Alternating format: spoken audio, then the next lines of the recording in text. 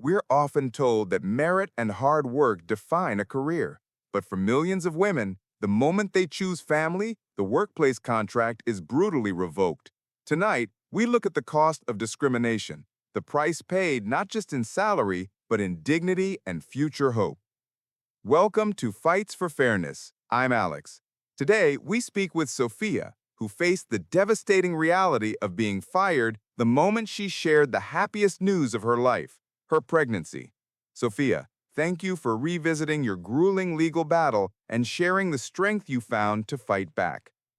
Thank you for covering this. When I told my boss I was expecting, my career wasn't just put on hold. It was violently terminated. They didn't just fire me, they sent a clear message that my identity as a mother was incompatible with my identity as a successful professional.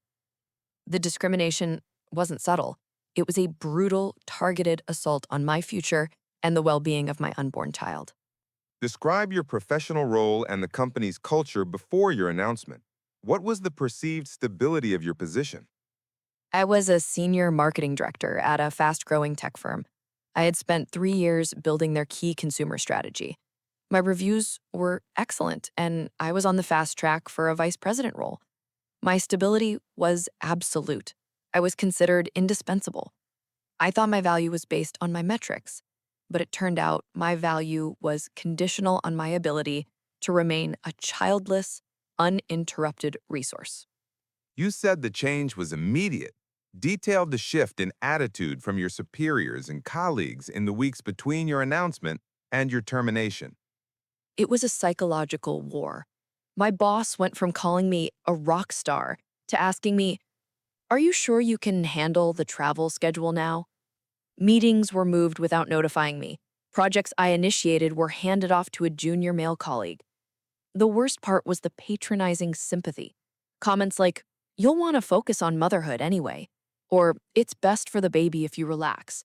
I was subtly isolated, treated like a liability, a ticking clock of inconvenience. Pushing for detail on the employer's legal maneuvering.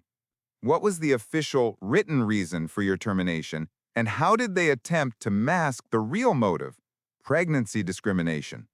Sharp, detailing the calculated legal dishonesty. They used a classic corporate deflection, or restructuring and poor performance.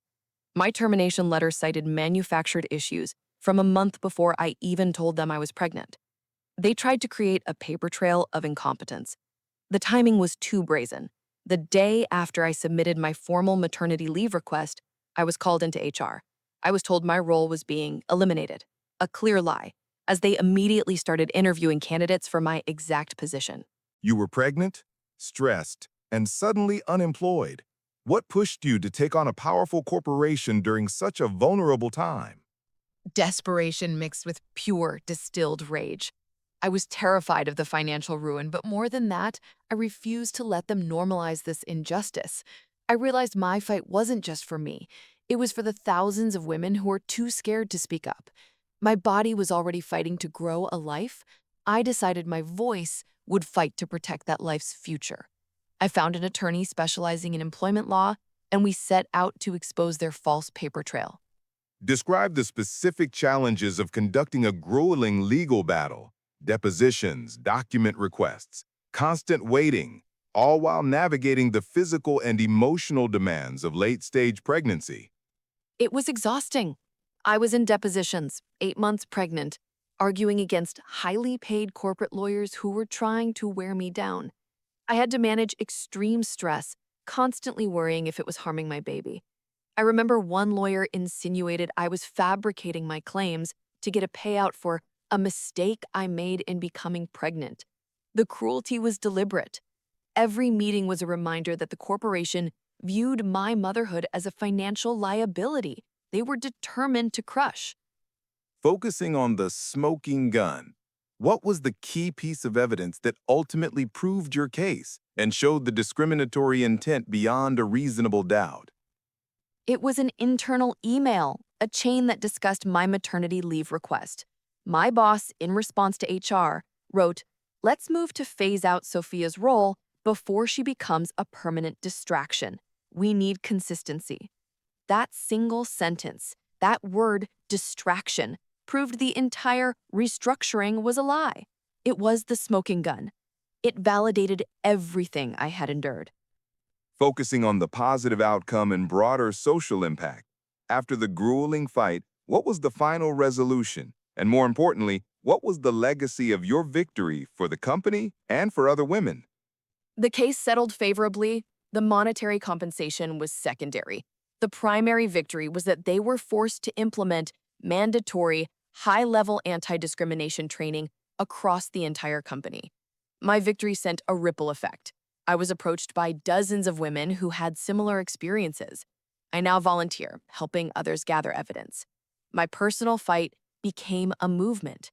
I learned that justice doesn't just happen, it is meticulously fought for and documented. Focusing on the actionable advice for the current victim of bias. Your advice for the woman listening right now who has just shared her news and sees the light dimming in her employer's eyes. Clear, resolute, and empowering. Document everything. Every change in meeting schedule, every questionable comment, every email. Get copies of your performance reviews now. Do not sign anything until you have a lawyer review it. You are not a distraction. You are the future. Your pregnancy is not a liability. It is a life-affirming choice. They will not silence you if you refuse to be quiet. Professional sign-off using the correct channel name. Sophia, thank you for transforming a painful battle into a beacon of hope for women everywhere. You've been listening to Fights for Fairness on Voices Unlocked. Join us next week when we discuss